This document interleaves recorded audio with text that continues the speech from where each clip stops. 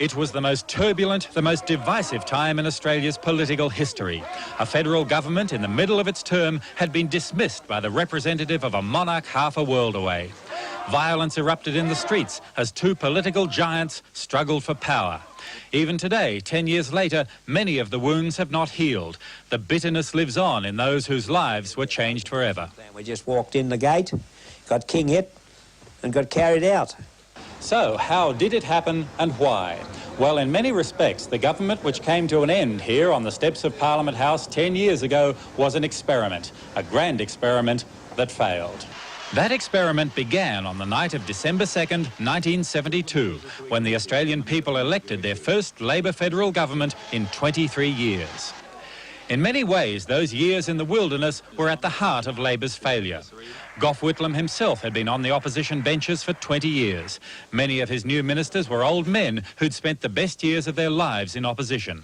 Only one, Fred Daly, had served in a Labor government before. He understood only too well the compulsive urge to implement the reforms they'd been planning for decades. We had the great reforming Prime Minister in Gough Whitlam. He wanted to do things. And unlike a lot of governments, he believed, and evidently quite rightly, that he should fulfil all his promises to the electorate as speedily as possible because we're always under threat with the Senate. And ministers were like that. You were anxious to do things. Previous to that, we were just knockers. Now we're to be builders. And from day one, the Whitlam government pulled out all the stops. The boys were brought home from Vietnam. Vast social projects conceived during the long years in opposition were put into action. Literally billions of dollars was set aside for education, healthcare, Aboriginal affairs, urban and regional development. Medibank was gearing up. Nationally, Labor was in a state of understandable but uncontrollable euphoria. But even then, just a couple of months into office, Gough Whitlam's first major crisis was just around the corner. Only 3 months into its first term, the Whitlam government ran into its first political crisis. The Prime Minister of Yugoslavia was due to visit Australia, and militant migrant groups had threatened to assassinate him during that visit. Whitlam's Attorney General, Lionel Murphy, was worried. He believed our security organisation, ASIO, wasn't giving him all the facts about this, so he staged an incredible personal nighttime raid on ASIO's Melbourne headquarters and seized the files on dissident migrants. The ASIO raid made headlines across the country. The government weathered the storm of criticism that followed, but serious doubt remained about Murphy's political judgment. Whitlam, though, had more serious problems. The economy was in bad shape. Inflation was soaring, and the opposition leader, Billy Snedden, was getting a lot of political mileage out of the rising cost of living. Labor's first budget, brought down by Treasurer Frank Crean, didn't help. Billions of dollars went to social and urban development projects and to the increase in the size of the public service needed to carry them out. Government spending was out of hand. And the public could see that, assisted, of course, by the opposition. When the seat of Parramatta in Sydney became vacant in mid-73, Snedden campaigned hard on the economy and the Liberals won in a landslide. Whitlam left the post-mortem to others and put on his other hat, that of Minister for Foreign Affairs. He set out on a historic mission to become the first Australian Prime Minister to visit communist China. The visit was an outstanding diplomatic success, but returning home, he found more problems. The Aboriginal community, claiming Labor had failed to carry out its promises, was up in arms. So were the farmers, furious over Labor's decision to cut many of the bounties and subsidies they had enjoyed for years. Country Party leader Doug Anthony, the opposition's most effective politician, was well aware of the growing tide of discontent. He believed he could win at least 4 rural seats away from Labor if he could find a way to get a mid-term election. But to his astonishment, Whitlam was about to drop that opportunity into the opposition's lap. We're still awaiting the arrival of Gough Whitlam at the National Press Club in Canberra. He's running a bit late, but we'll continue our look back over the events leading up to his government's dismissal. Here's Canberra Bureau Chief Richard Colville. By early 1974, the Whitlam government was in trouble. The economy was going sour and the opposition was looking for any chance to force an early election. Gough Whitlam gave them one. He appointed the ageing leader of the Democratic Labor Party, Senator Vince Gair, as ambassador to Ireland. Whitlam thought Labor could win Gair's vacant seat and get control of the Senate. But the move so enraged the rest of the DLP that they agreed to vote with the opposition to block Labor's budget and so force a general election. During the campaign, Whitlam's political judgment again came under fire. He chose to campaign on the Liberals' association with foreign money, the multinationals. Snedden, though, was going on the economy, inflation and unemployment. It was an effective attack. On polling day 1974, Snedden didn't win, but he lost by only a few thousand votes spread over a handful of electorates. Whitlam's response to the economic crisis was to sack Treasurer Frank Crean and to replace him with one of Labor's high flyers, Dr. Jim Cairns. Cairns adopted a policy of working for business, not against it, realising this was where the jobs were. The domestic economy was, in fact, going from bad to worse. Business confidence was at an all-time low. The mining industry, in particular, complained it was getting no guidelines from the government, and mineral exploration dropped to practically nil. Big businesses were going broke at a frightening rate. The situation was tailor-made for the opposition to take advantage of it, but many heavyweights in the Liberal Party had lost confidence in Bill Snedden. The inevitable happened, a sudden leadership bid by Snedden's long-time opponent, Malcolm Fraser. Snedden won that contest and announced there would be no more. I'm glad this is now finished. It will be finished. The matter will not arise again. Snedden went on a desperate tour of appearances around Australia, but public and press opinion against him was building. It was only a matter of time before Fraser's followers organised another challenge, and afterwards, Party Secretary Tony Eggleton made the announcement that was to change Australia's political history forever. Mr. Fraser is the new leader of the Liberal Party. Malcolm Fraser took over the leadership of the Liberal Party in March of 1975. He was far more the typical Liberal leader than Snedden had been, aristocratic, wealthy and very tough. He immediately began planning, with his shadow cabinet, an unrelenting attack on Whitlam's economic record. Fraser was soon to be put to the test. Whitlam's deputy, Lance Barnard, was tired of politics. The post of ambassador to Sweden became vacant. Barnard told Whitlam he wanted it. Whitlam agreed and announced a by-election for Barnard's northern Tasmanian seat of Bass. On paper, Fraser couldn't win Bass.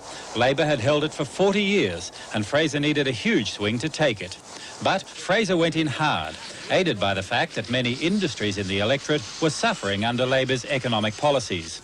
On polling day, the Liberals won the seat with an astonishing anti-Labor swing of 17%. Again, the heavyweights in the Labor Party publicly flayed Whitlam's political judgment in allowing a government seat to become vacant mid-term. Political lunacy, said Party President Bob Hawke. But public attention quickly turned to a much juicier crisis within the government. Whitlam's Treasurer and Deputy Prime Minister, Jim Cairns, appointed a new private secretary to his staff, an attractive and rather mysterious Eurasian named Junie Morosi. The opposition attacked, claiming some of her previous business dealings were suspect. Junie Morosi tried to resign, but Cairns refused to let her go. Whitlam ordered Cairns to sack her. Cairns threatened to resign. It was a very public and very embarrassing standoff. But Cairns, once seen as Whitlam's heir apparent, was fast losing support within the government, and Whitlam took advantage of this. He sacked Cairns as Treasurer and dropped him to the very bottom of the ministry. Cairns became the only Australian Treasurer in recent history never to bring down a budget. That, Whitlam hoped, was the end of the matter. But he was not to know that inside Cairns's files, a time bomb was ticking away. Jim Cairns' demotion from Treasury did not end the Whitlam government's troubles. Cairns had been one of a small group of senior ministers who gave Minerals Minister Rex Connor authority to seek huge loans overseas for the development of Australia's mineral resources. Cairns wrote a letter to a middleman promising a substantial commission on any loans he arranged. The opposition got wind of this and asked about it in Parliament. Cairns denied it. But the opposition was able to produce documents proving Cairns had offered such a commission. Whitlam, accusing Cairns of having misled Parliament, ordered him to resign. Cairns, claiming his offence was just a memory lapse, refused. Whitlam went to Government House and had the Governor-General, Sir John Kerr, sack him. The former Treasurer and Deputy Prime Minister was now a lowly backbencher, and the government's standing was in ruins. And that loans business still refused to go away. The government said Rex Connor's authority to negotiate that $4 billion overseas loan had been terminated. The case, Whitlam said, was closed. But that was where Tirath Hassaram Khemlani came in. Khemlani, a professional international middleman, produced documents proving that Connor had continued to negotiate the loan for a full month after his authority to do so had been withdrawn.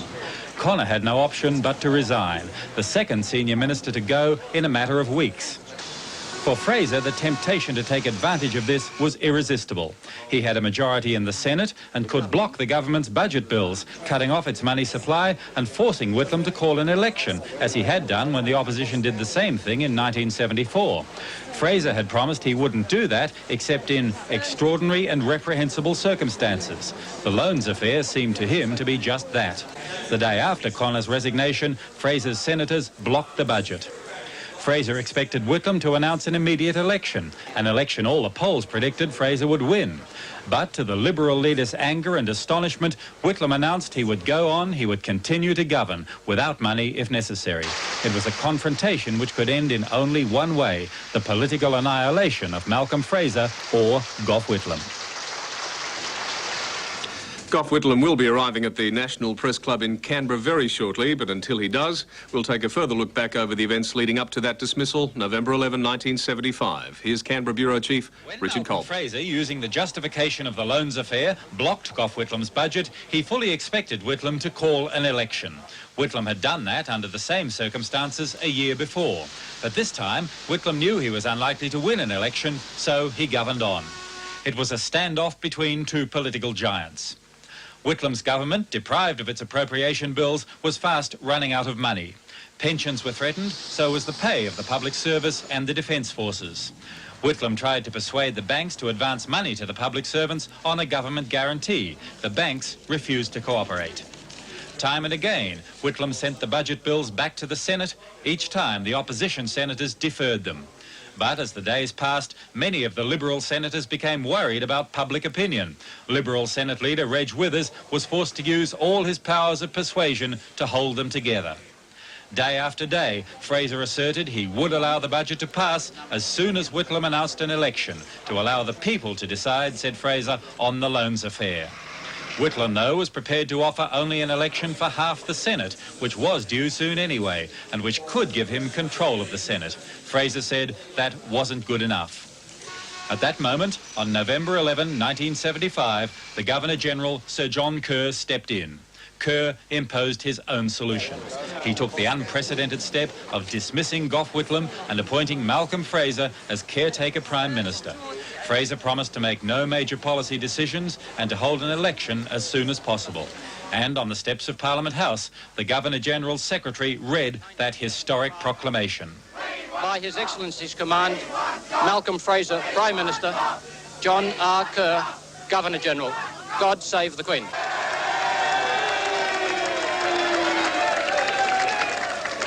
Well may we say, God save the Queen. Because nothing will save the Governor-General. It was the most divisive event in Australia's political history. As the two leaders crossed the country, campaigning in every capital, violence overflowed in the streets. Fraser campaigned hard on the government's economic failure. Whitlam on the wrong which had been done to Australia's elected government. Men and women of Australia, the whole future of Australian democracy is in your hands. The Australian people did not respond to Whitlam's appeal, and the rest is history.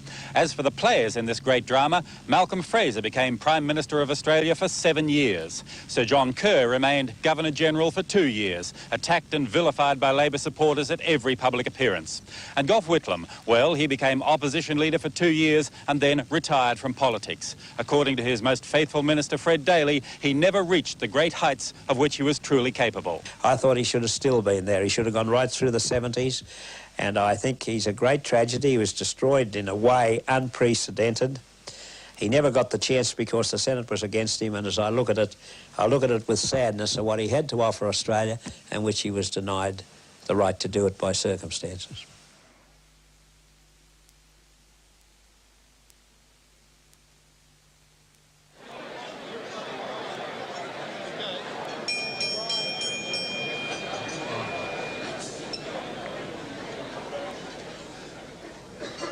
Excellencies, members, ladies and gentlemen, it seems superfluous to attempt to introduce our guest today.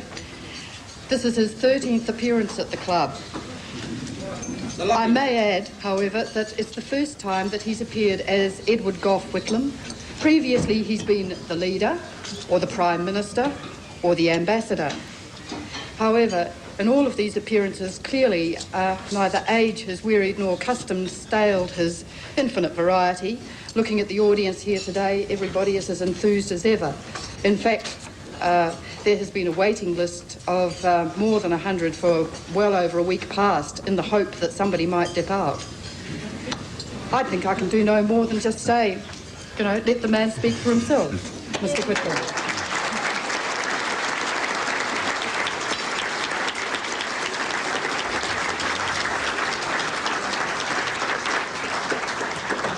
Madame la Présidente,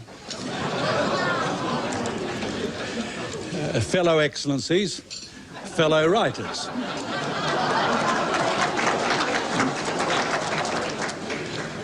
And other ladies and gentlemen. Each time I come here, the chairperson has made the point that I am keeping my place as the record holder for addresses to the National Press Club. This institution, I mean the lunches, not the premises, and the principal part of my public career are roughly coeval. One has to acknowledge, however, that the largest single factor contributing to this record has been the frequency of elections in Australia. Half my previous appearances have been in connection with election campaigns. And while I always regarded the traditional end of campaign National Press Club luncheon as the second most important campaign event after the policy speech itself, I find it doubly pleasing, one might say almost liberating, to be addressing you in a different capacity, in that rarity for Australia, a non-election year. Indeed, this book itself might have been finished sooner had there not been so many elections. So I thank the club for the important forum it has provided in the past, but especially for this present opportunity, for the second time since 1979, to launch a book of mine. Madam Chair, one can certainly say on this occasion, as my eminent predecessor, Disraeli, said to Queen Victoria,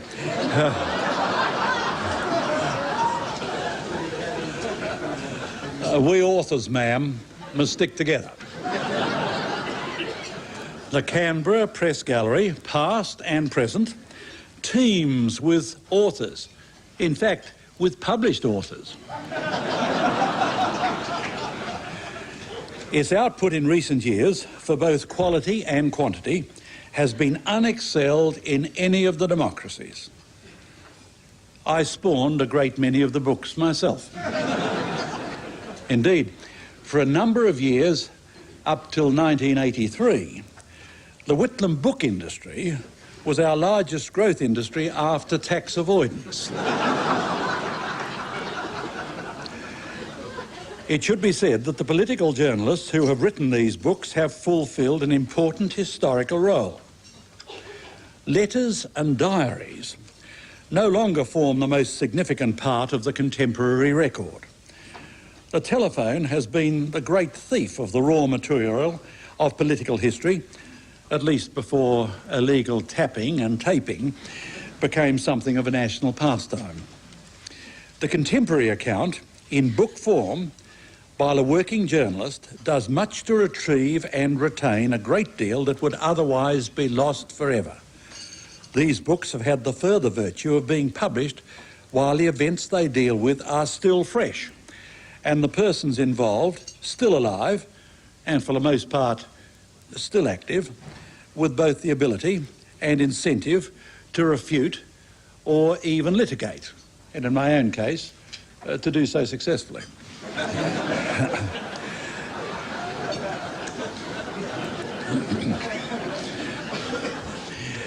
And in a real and important sense, the books of this genre, which have dealt with my own period, provided the groundwork for this book of mine. My book, of course, is a book of a very different kind, and as my patient and forbearing publishers would acknowledge, has been anything but a quickie. By groundwork, I mean that those earlier books, emanating largely from your gallery, cleared the ground and helped me to define the scope and purpose of my book. At the very least, they helped me define what my account of the Whitlam government would not be. There is no new inside story of the Whitlam government. Indeed, there never really was an inside story. What you saw was very much what you got. However, I never thought it necessary to give yet another account of the events of 1975 leading up to our dismissal 10 years ago today. There again, I don't believe there is a basically new story to be told. There may be new interpretations and possibly revelations of hidden motives. But nothing has emerged in the intervening 10 years to alter in any respect the account I gave in The Truth of the Matter, which I also launched here on the 8th of February 1979. You'll all know a second edition was called for 3 years later. That, incidentally, also happened to be a notable anniversary, the 12th anniversary of my election as leader of the Parliamentary Labour Party. The two books, The Whitlam Government and The Truth of the Matter, should be seen as complementary. I have said in the introduction to the Whitlam Government that I have sought in this book to redress the balance of the accounts already written about the government. By that I mean that these accounts, by their very nature and the purpose, concentrated on the personal and political drama, and most of all, upon the drama of my government's destruction. The need now, I believe, is for a book which deals chiefly with the government's policies, their development and their implementation. I've written this book mainly to fill that need. And it is in that sense that I say that this book, with its concentration on policy, attempts to redress the balance by setting the actual record in perspective. I wished in particular to dispel certain myths which have grown up about the Whitlam government, again largely because of the concentration hitherto on its demise. Among these myths are that preoccupation with the program precluded proper attention to the problems of economic management, that our second elected term after May 1974 was so distracted by economic and political crises that implementation of the program was aborted, and that the political aftermath of 1975 led to the wholesale dismantling of the program and invalidated it as a guide to action for future Labor governments. It's true that after the oil crisis of October 1973, Australia, along with all comparable economies, faced unprecedented difficulties. It's true that with all those comparable governments, we floundered for a time. It's true that we made certain errors and were sometimes badly advised. I acknowledge that, but I believe it can be shown that the program itself was not the cause of our economic difficulties, but that on the contrary, its intrinsic merits apart, its implementation made a major contribution to the most significant economic achievement of those internationally difficult times. Namely, that the Australian economy, almost alone in the West, certainly by comparison with all our principal trading partners, the United States, the United Kingdom, West Germany, the European community as a whole, was able to record significant growth in a time of worldwide decline.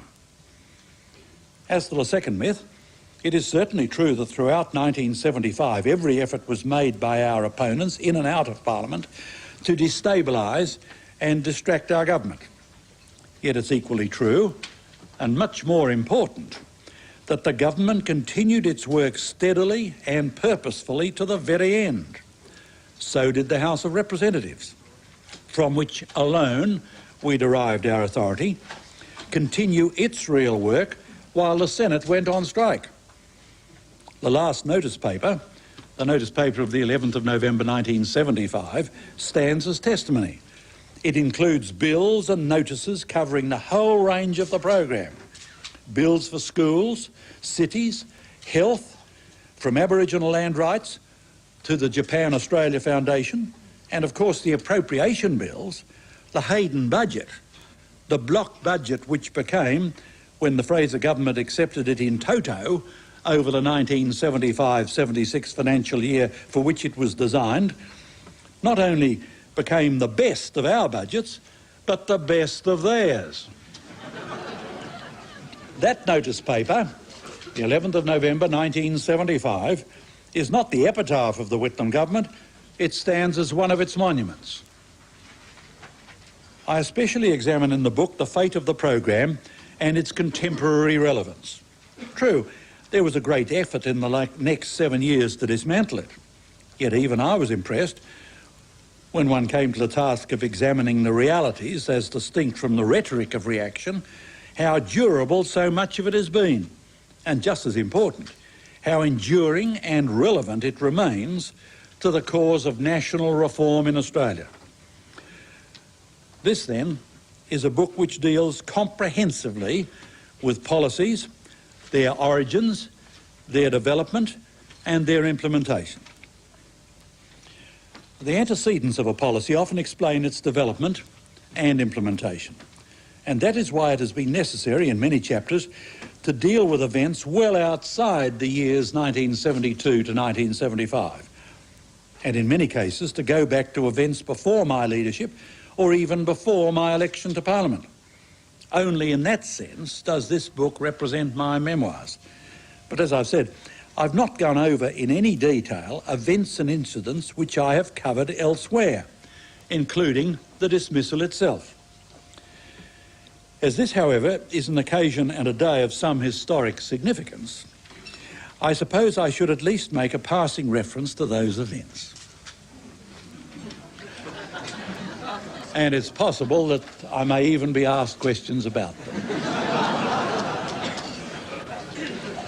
As I've said, I don't believe that significant new facts will emerge to explain them, but one is always interested to examine new interpretations or justifications or belated revelations, especially when they come from those principally involved. Oh, Peter.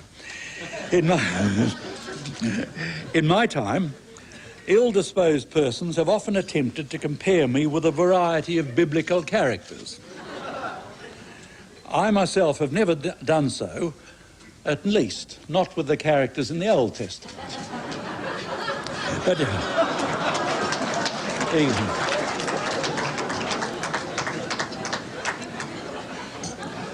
But if there were one with whom I would choose to compare myself, it would be Job. Above all, for his characteristic quality, his proverbial patience. But I can also say, with Job, would that mine enemy would write a book. And mine did.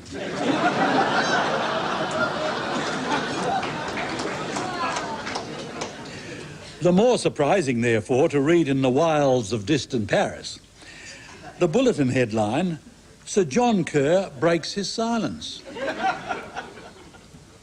I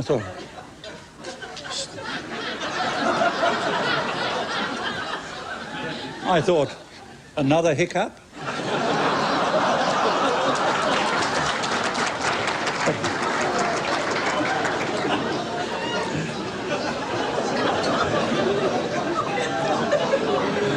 But seriously, I should have thought that a 450-page book was not exactly Trappist. Nevertheless, it deserves attention to the extent that it is his second apologia. Sir John Kerr, while producing nothing new, more than amply confirms the central point I've always made about the crisis of October-November 1975, about his conduct on the 11th of November. And that has always been, I argued it in The Truth of the Matter, I reaffirm it in the Whitlam Government, that the crisis of 1975 was never in any real sense a constitutional crisis, that it was always a political crisis fully capable of resolution by political means, and that it was within days, if not hours, of that political resolution, until Sir John Kerr's political intervention transformed a purely political crisis into a genuine crisis and breakdown of the Constitution. I was able to point out in the 1983, the second edition of The Truth of the Matter, that the admissions of people like Senator Guilfoyle had confirmed the truth of this proposition as I had put it in the first edition. In the Whitlam Government, I'm able to add to the strength of this confirmation by the evidence of Neville Bonner. And of course, in his very significant article in last Wednesday's Australian, Paul Kelly is even more circumstantial. He names Senators Bonner, Misson, Jessup, Bessell and Hawke, who, to quote Neville Bonner, had more or less given notice that by a certain time they would cross the floor if there was no settlement. And most tellingly of all, Paul Kelly quotes the mastermind of the operation, Senator Withers. For all I know, my blokes might have collapsed on the 12th. I don't know. You just hope day after day that you'll get through until the adjournment. And Kelly quotes Withers as saying that if the deadlock had continued more than another week, then the opposition senators would have melted away like snow in the desert. And all of us know the basic truth, that the opposition in the Senate was about to crack. It can never be overemphasised that the budget was never rejected. It was only stalled. The Senate never voted to refuse us supply. They simply refused to vote on it at all. One defector would have been sufficient to break the deadlock. Two would have been sufficient to end the nonsense for all time. We now know that there were at least 5 senators who would have crossed before that week was out to pass the budget which they refused to reject. Therefore, the most crucial factor of all in the dismissal of my government was the timing, the day, the 11th of November. Why the 11th of November? In his bulletin article, Sir John Kerr gives 4 reasons, and I quote, "I acted when I did because the Parliament and politicians were in complete deadlock, the money was beginning to run out. For an election to be held that year, it had to be called very soon, and Mr Whitlam made November the 11th a day for decision by coming to Government House with advice which I could not accept." Now this, I put to you, is pretty breathtaking stuff, because each of these 4 reasons are purely political.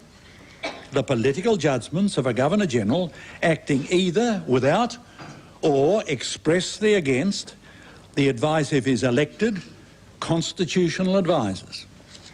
He had no right to make a judgment that the Parliament and the politicians were in complete deadlock, and his judgment was wrong in any case. The political deadlock was about to be broken by political means. Secondly, he had no right to make a judgment that the money was beginning to run out. I never advised him to that effect. He never sought such advice.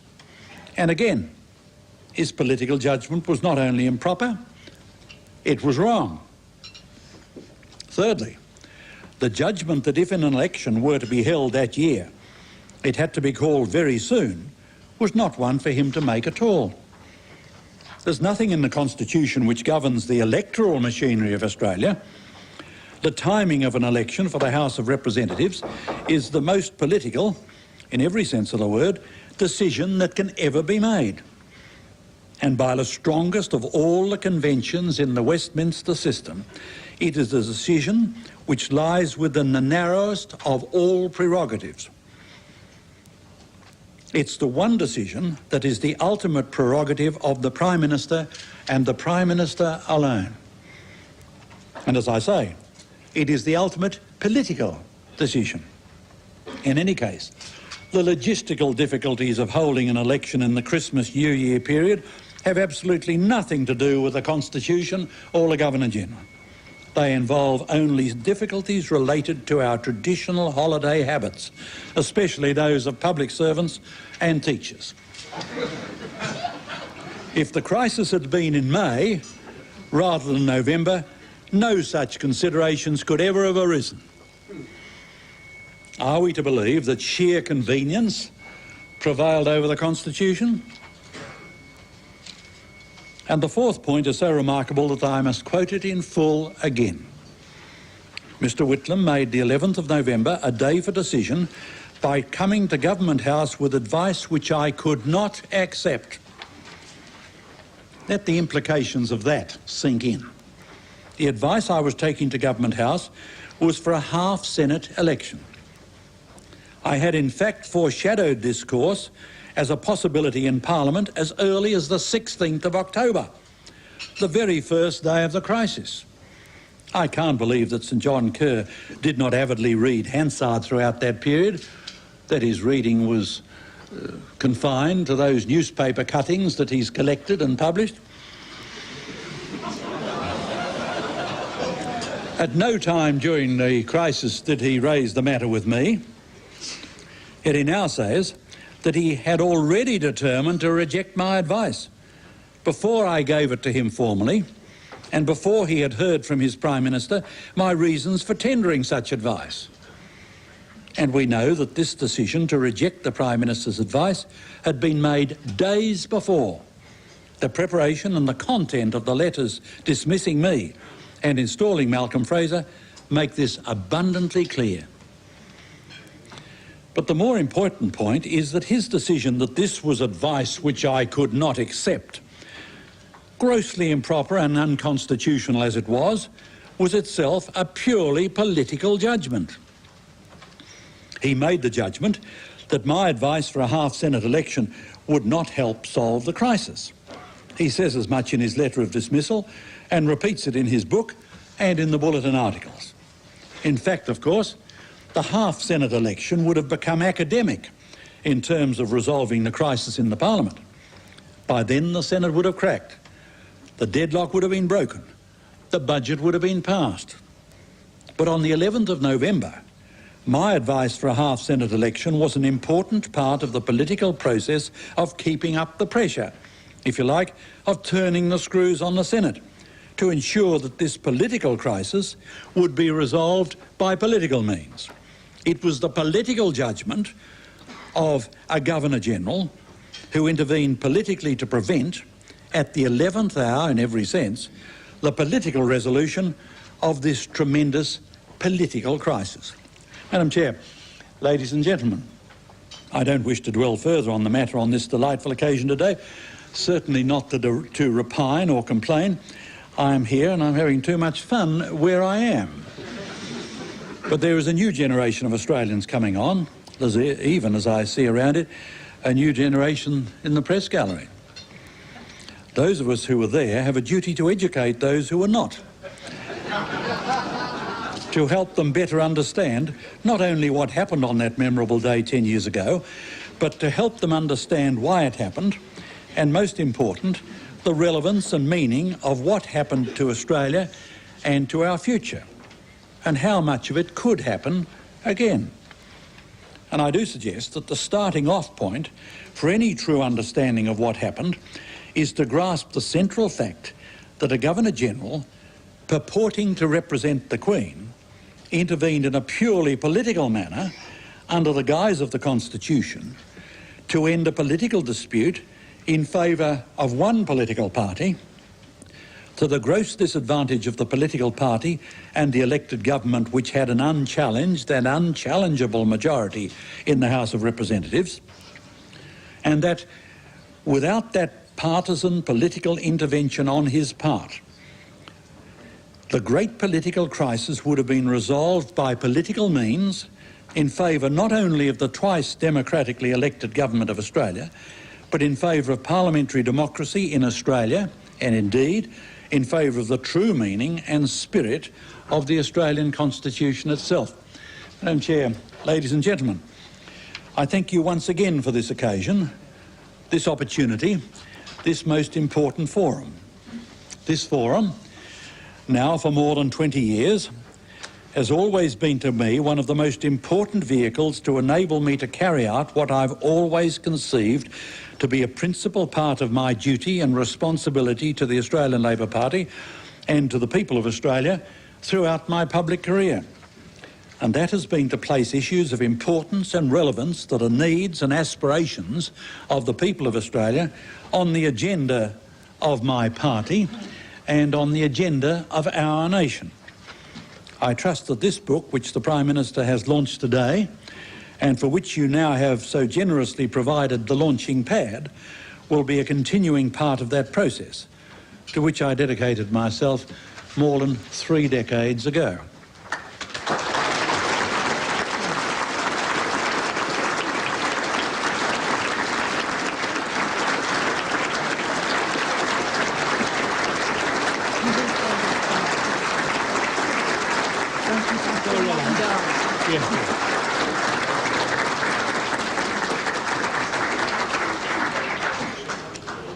Thank you, Mr. Whitlam. And so to the next part of the procedure in which media members will ask their questions. I remind them to state their name and that of their organisation. The first question is from Laurie Oakes, who might in passing mention where he was lunching and with whom on November the 11th, just to set the record straight. Laurie Oakes, National 9 Network, one of the older generation. And unfortunately not lunching with John Yost in the non-members' dining room on November 11. Lunching, in fact, with Mrs. Davidson at the lobby. Excellency, you accept credit for many of the things your government did. For example, your book makes it quite clear that you're absolutely flushed with pride over the national sewerage program. Is it possible that now, 10 years later, you'll accept responsibility for some of the less universally admired aspects of your government's period? Specifically, do you now acknowledge blame for the ludicrous Connor-Kimlani loans affair, which contributed greatly to the devastating electoral swing against your government? I accept the principal responsibility and glory for my government, for better or for worse. Of course, I was part of the proposal in early 1975 for the possibility of negotiations for raising some of the petrol dollars with which the world was then flush for the development of energy resources in Australia and the saving of imported energy resources. And the proposal, of course, was very fully discussed by all the federal people concerned, and when it was mentioned to all the premiers, they were delighted at the prospect of being able to go ahead with projects which were advantage to the whole nation, but not least to their own individual states. Bruce Juddery. Bruce Juddery from Australian Business Magazine, Mr. Whitlam.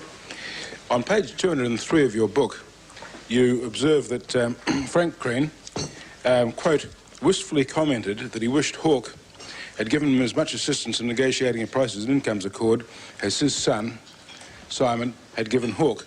How hard did you try to get a prices and incomes accord during the period when wages were falling apart in 1974, and what was your main impediment to achieving something like your government's main impediment towards achieving that goal? Well, we've all learned a very great deal since that time, my ministers and future ministers. Michael Dodd. Michael Dodd, ABC's PM program. Mr. Whitlam, I've been on that. But I'm the new generation. You haven't dealt with me. No, but I've dealt with PM only this morning.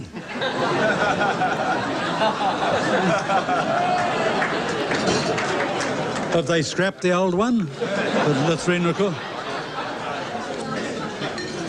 This is what I've always said. You can't rely on the ABC. It confirms my resolution to appear on them live. I made an exception out of acknowledgement of the importance of this occasion by recording a segment for PM this morning in Canberra.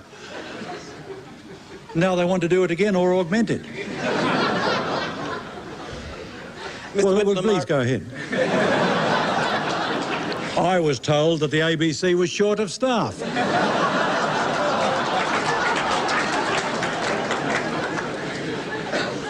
Mr. Whitlam, I refer to the recent newspaper reports on the alleged mole in your government, and I know... Well, look, I think we can save time. I'm leaving that for the 8th question, Peter Bowers.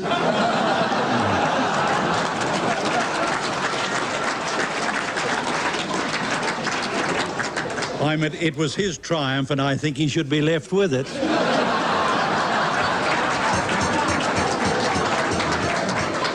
But look, you'll keep for PM on the 11th of November, 86. You've ruined the ABC's best chance for a scoop in a long time. Mr. Whitlam, if I could persist. Well, I won't be answering a question on that. This is Bowers' own discovery.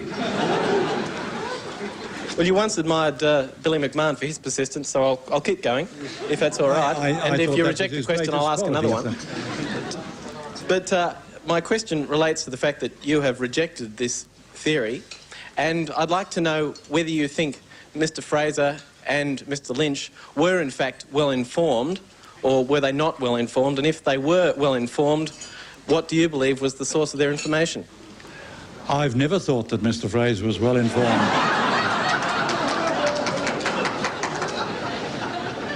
Nor, God rest his soul, Phil Lynch. Oh, I have to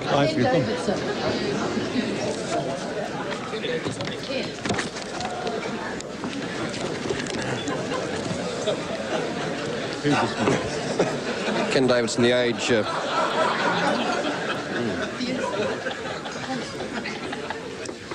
Oh, the consort. Oh.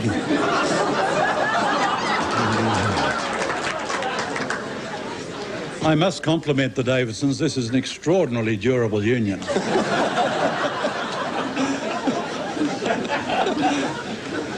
Do I have your permission to start now, sir? Yes. Thank you. And the chairpersons. In the period leading up to the granting of independence to PNG, the government discussed the concept of whether to have a defence treaty with Papua New Guinea. Mm-hmm. Now, as one didn't eventuate, could I ask you why your government rejected that possibility?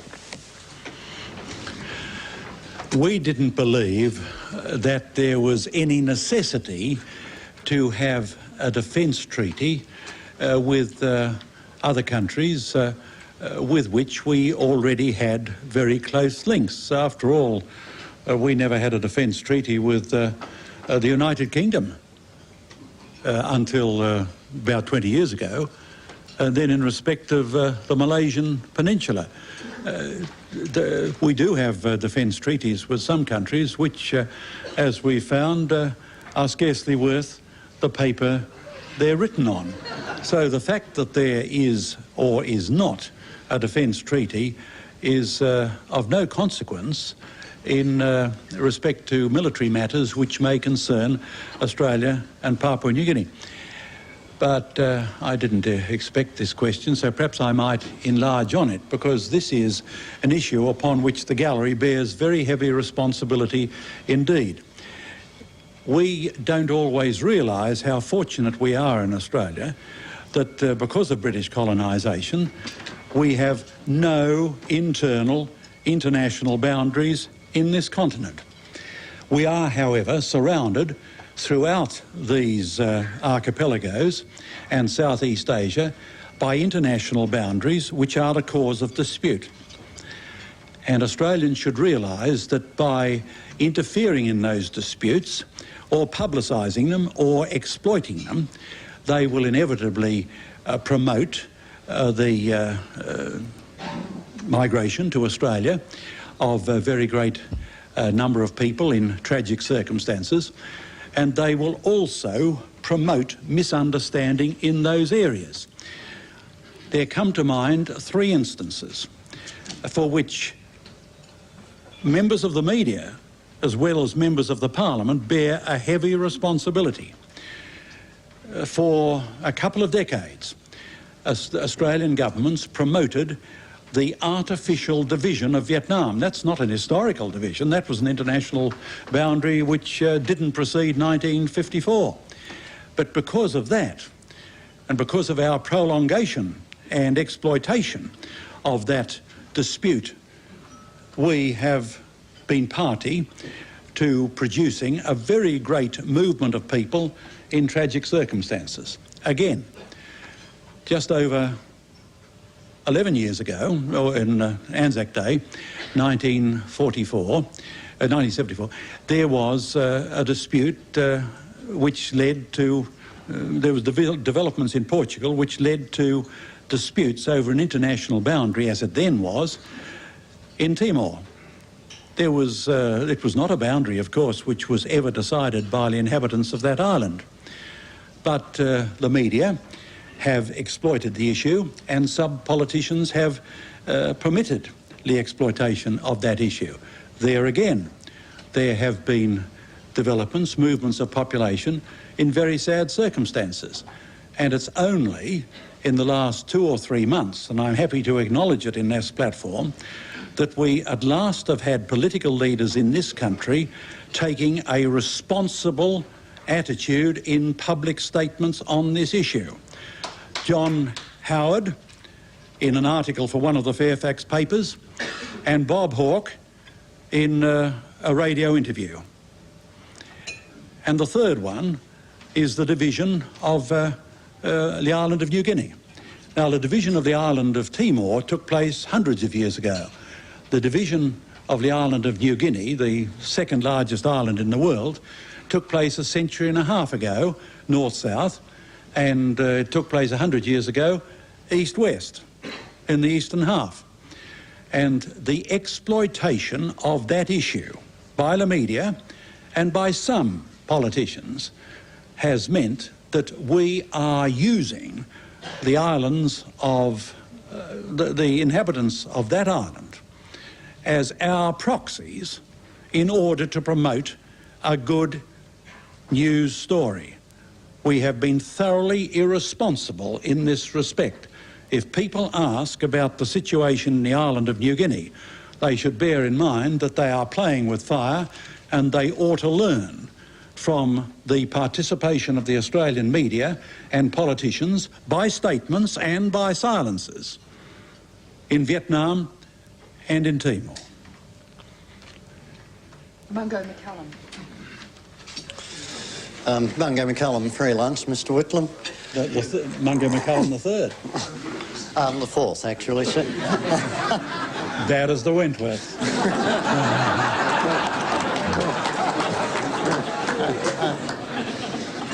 I'd have you know that I'm launching another great work tomorrow in Melbourne. I mean, I don't come to Australia just to serve my own ends, but the ends of literature in general.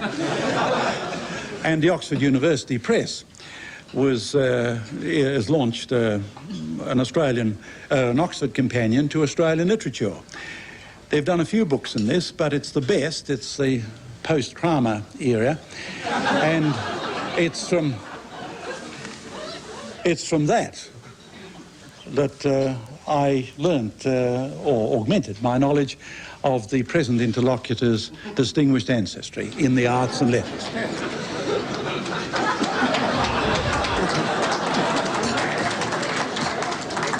Even post-Kramer, they can occasionally get the genealogy wrong. No, my memory may be wrong.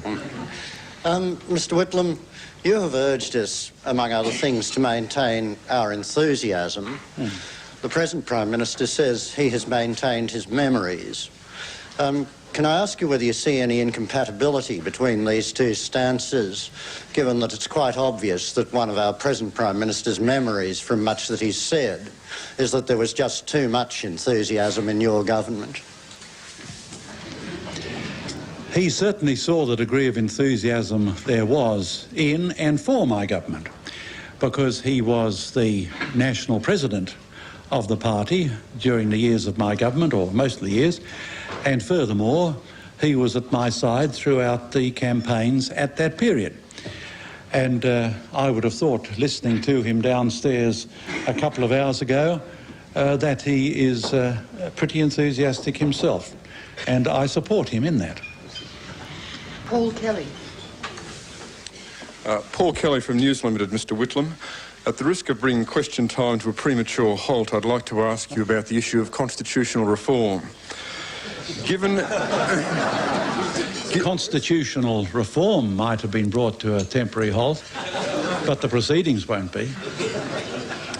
Given your long-standing commitment to the issue of constitutional reform, given the events of November the 11th, 1975, and most importantly, given by and large the failure of constitutional reform over the course of the last decade, can you tell me, how do you believe the Labor Party should approach the issue of constitutional reform today? What sort of reforms do you think the Labor Party should look towards? And finally, in the political sense, how do you think the Labor Party should go about persuading the electorate to accept constitutional reform? I have written at some length on this issue in the book, as I hope many of you have already noticed. I believe that constitutional reform, in the sense of having referendums to alter the Constitution, ought to be limited to those issues where an alteration can only take place in procedures through altering the Constitution itself. A great number of alterations have taken place in the interpretation of the Constitution by decisions of the High Court, and also by the adoption of international conventions, such as the two which my government ratified and which have come before the High Court. But there are some issues where it is obvious that only a referendum can cure some shortcoming of the Constitution. One such case was in 1977, when the people overwhelmingly, I think by an 80% majority or very close to it, decided that never again would the state governments and parliaments be able to alter the political complexion of the Senate. You'll remember, or at least my contemporaries will remember, that it was all the events of the 11th of November, despite the corruption of Kerr and the malice of Barwick and the conniving of Fraser, could not have taken place but for the fact that the Senate elected in May 1974 had been altered by the Liberal Premier of New South Wales, I forget his name, and the Country Party Premier of Queensland. That is, they altered. Oh, yes, thanks. His name was Lewis. I'd forgotten it, and it takes one of the old-timers to recall it. John Lewis. No, it was Tom. Tom. No, it was Tom Lewis. Thomas Lancelot Lewis. You'll see it in the book.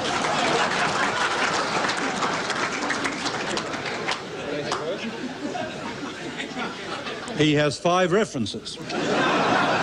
Thomas Lancelot Lewis. There are some mistakes in the index, but that was the only part of the book that I couldn't proofread. They've got my son Anthony's name misspelled. Of course it's spelled as in Shakespeare, without the H. In the text it's right, which I proofread, but in the index, which penguins, they corrected Shakespeare and Whitlam.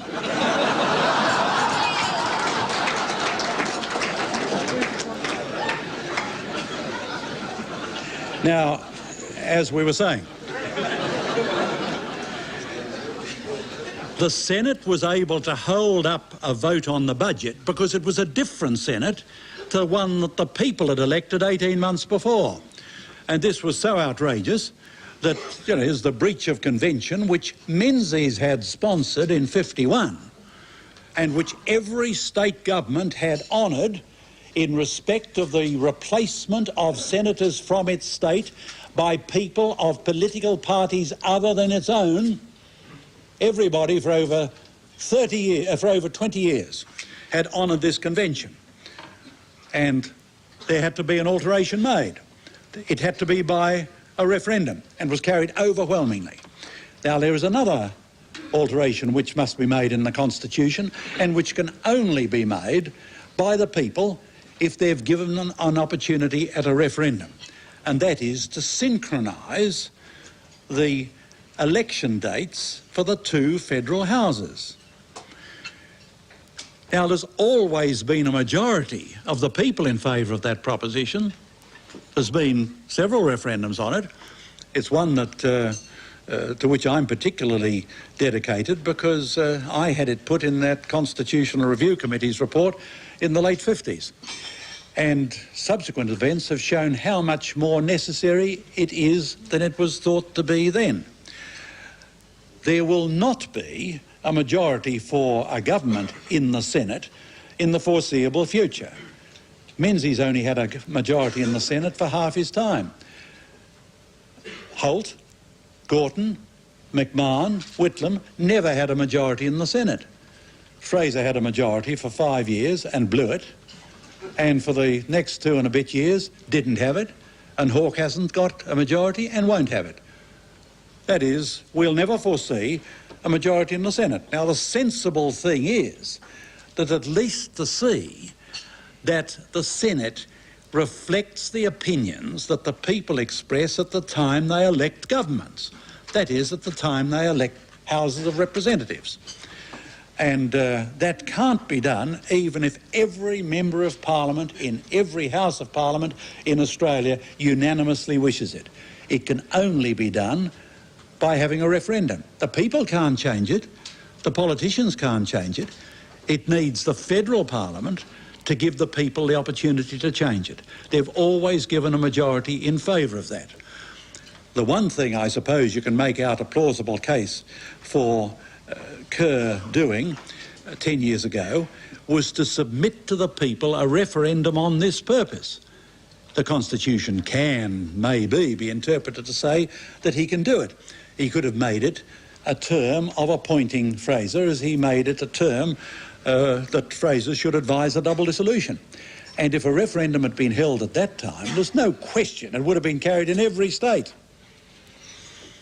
Now, the subsequent referendums have been carried by a majority of the people, but not in a majority of the states. Now, to carry a referendum, you have to alert the public to what the shortcoming is and what the proposal is. And you can't do that just during the course of an election campaign. You have to do it between election campaigns. And you have to do it throughout the government and the Parliament, but throughout the government from the Prime Minister down. Robert Hawke. Mr. Whitlam, Robert Hawke from Channel 9 Sunday programme. Not a misprint. Absolutely not. On page 125 in your discussion of international affairs, you have a reference to Australia's role in the Security Council of the United Nations during the 1973 Middle East War. Yeah. And you say there that Sir Lawrence McIntyre was president of the Security Council when the war broke out, and you say that political pressure and even blackmail was brought to bear on you and your government. But despite that, you gave him every support. What was the blackmail? How was it exercised? And who was responsible for it? The blackmail was exercised by some heroes in the Australian Jewish community on the other side of the world from the hostilities, that we should support Israel in the dispute between Israel and its neighbours. And of course, my government at least pursued the expressed policy of all Australian governments to be neutral in those disputes and to take all steps available to Australia in resolving those disputes. And it would have been an appalling thing for us to come down on the side of, on one side, at the time that an Australian was in the key position of President of the Security Council. Now, if I may enlarge on this, since then, people in Australia should realise that there are now as many Arabs as Jews in Australia. There are as many Muslims as Jews.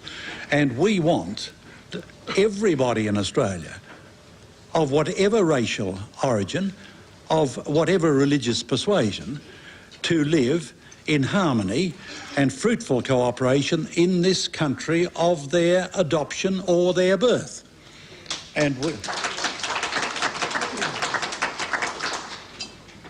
And I've had something to do in the last couple of weeks in UNESCO, where resolutions concerning the Middle East come up every session of the General Conference, every 2 years, concerning two Middle East issues.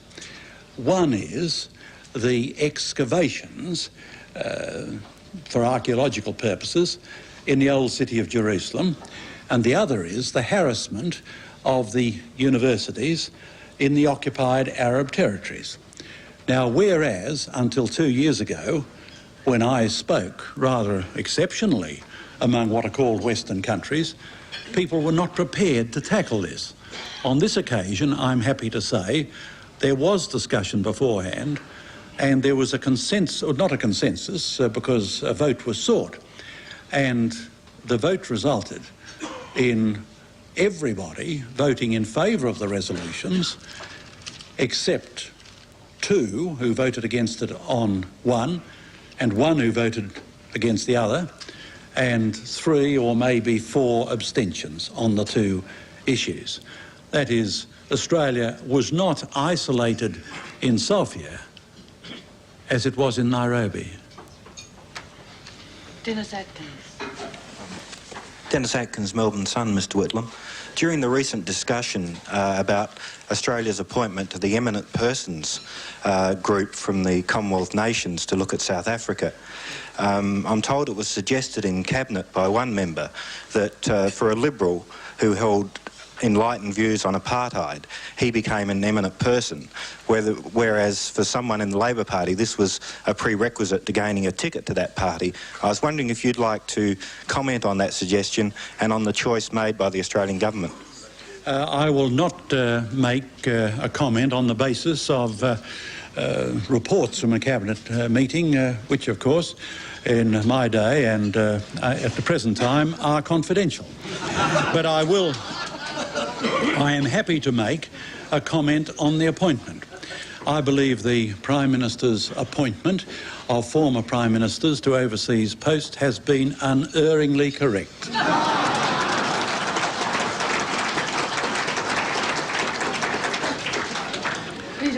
There would not... Oh no, let me go on.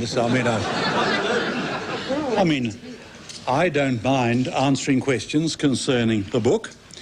I don't mind answering, as all the questions have been up till now, or about matters which concern what I'm doing on the public payroll, that is, in UNESCO. I think there ought to be a limit to what I'm asked about other matters, which I cannot follow, particularly in the last 6 weeks when I've been without the advantage of the Australian papers. It's not that the Bavarian press, the Bulgarian press is not free, it's that imported papers are prohibitively expensive. And I don't agree with many of the things about which I would expect to be asked, or with Mr Fraser, about many of the things on which I'd expect questions to be asked today or by you. But on this question of apartheid, and I mentioned Mr Fraser's attitude in earlier times in the book, but on his attitude since 1979, the last half-dozen years, I find myself in complete agreement. And I'm not going to say he's wrong on everything, because I think he's wrong on most things. If he's right, I'll say he's right. And on apartheid, for the last 6 years, he has been unquestionably and consistently, and looking at the state of his caucus, courageously correct. And furthermore, I believe that by appointing him as the Australian distinguished person to this mission to the South African regime, we emphasise to the British, who would rather trade whatever the morals involved. I mean, present Prime Minister was the daughter of a shopkeeper. She's one up on Napoleon. And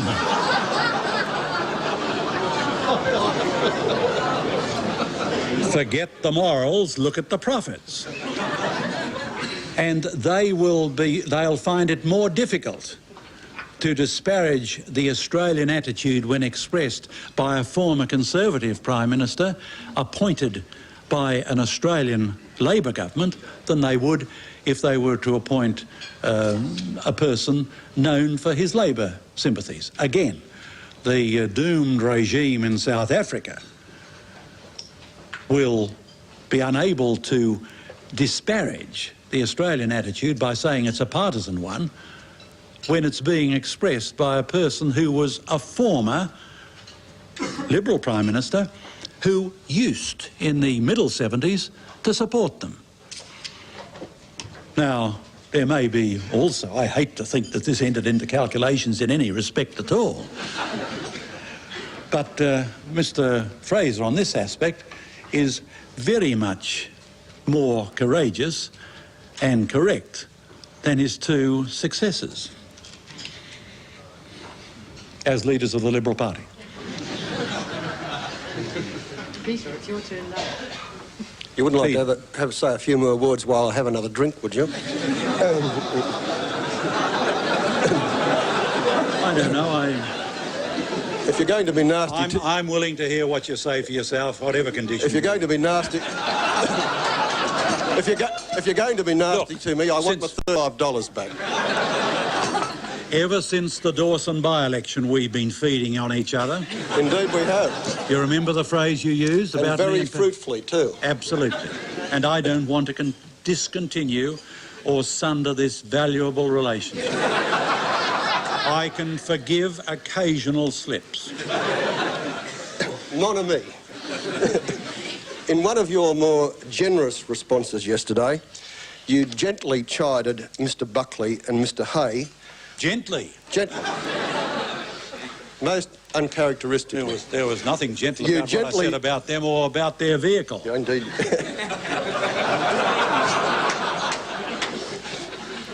They've been peddling this story for at least 10 days. I got the story because I went and asked for it. Like you used to give me stories when I asked you. I never gave you stories. I gave the truth to anybody who sought it. I emphasise the truth. That must have been off the record. Well, come on, Peter. Come on. Would you like to ask it?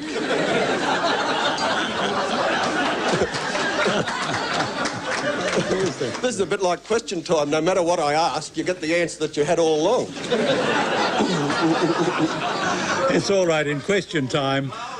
In question time, ministers always know that the questions they receive will come from that morning's papers.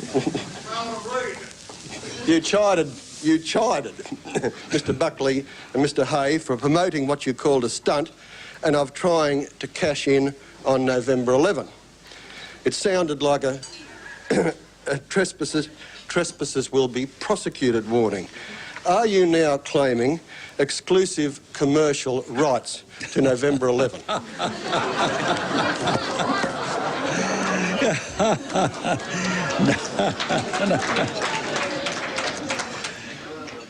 No, I believe that many of us established authors have the opportunity to write and speak on this occasion.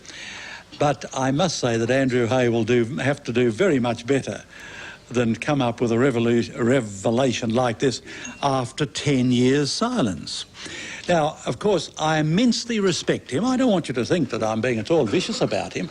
But you remember he said that the mole was not in Treasury, and particularly he identified Mr. Williams and brought his wife into it, said that somebody had been called, his wife had been called Mrs. Williams at one time.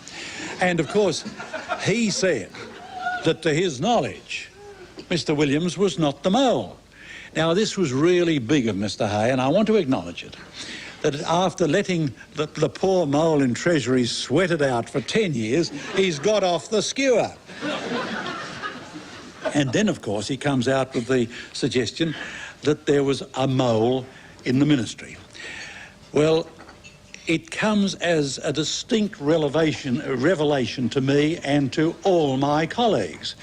It is astonishing that people have had to wait 10 years to come out with this momentous revelation.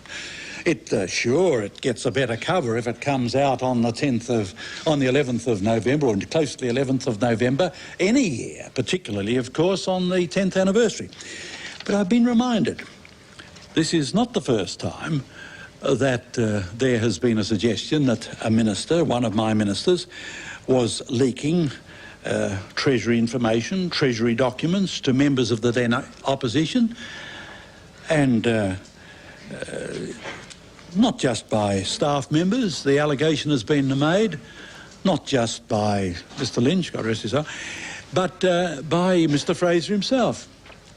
You know, the day after the crisis arose, on the 16th of October 1975, Mr Fraser stunned the House by saying that a senior government minister had leaked a confidential Treasury document to the opposition. He had, in fact, first made the allegation to the Canberra Times 2 weeks before. He made it again in the Parliament itself, because not even all parliamentarians read the Canberra Times, even when they're in Canberra. But he made it in Parliament on the 16th of October, the day after he said that the Senate would hold up the budget.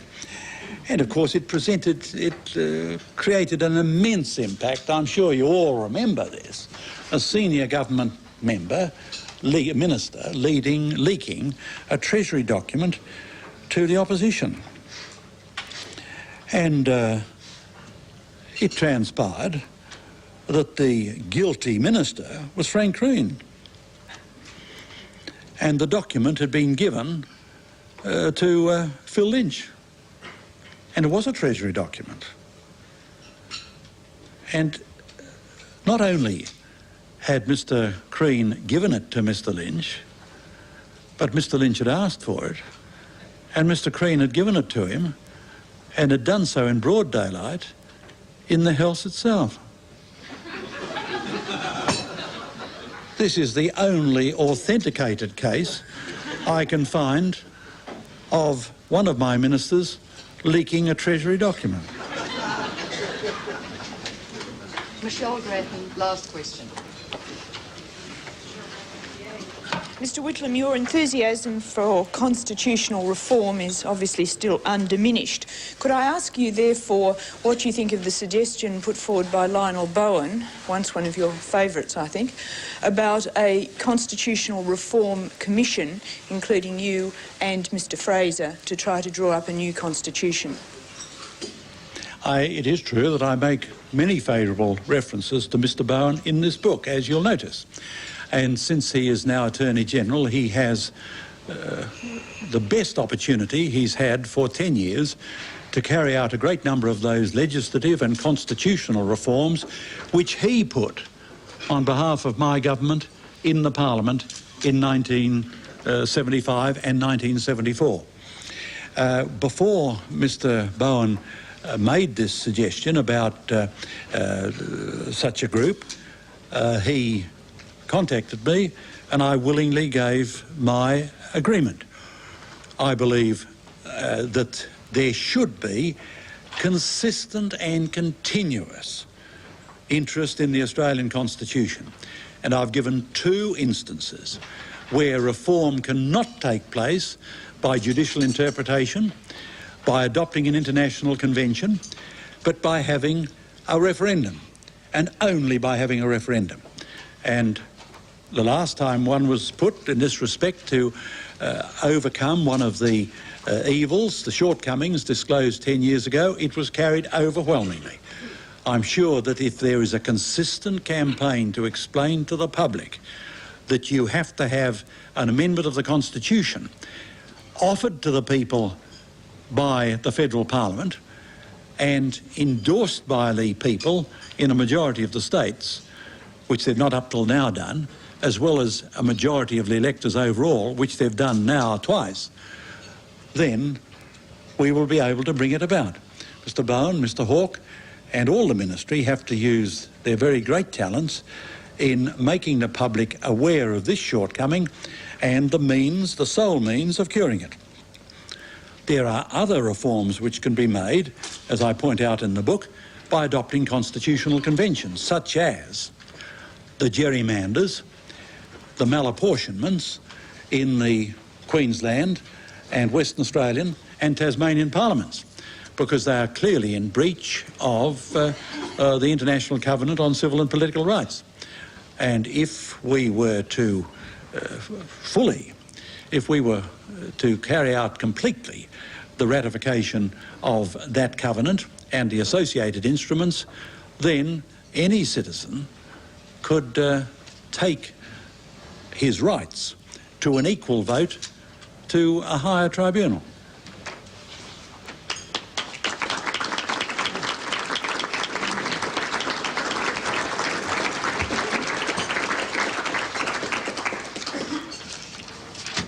Well, I feel almost as much at a loss in knowing how to say thank you, Mr. Whitlam.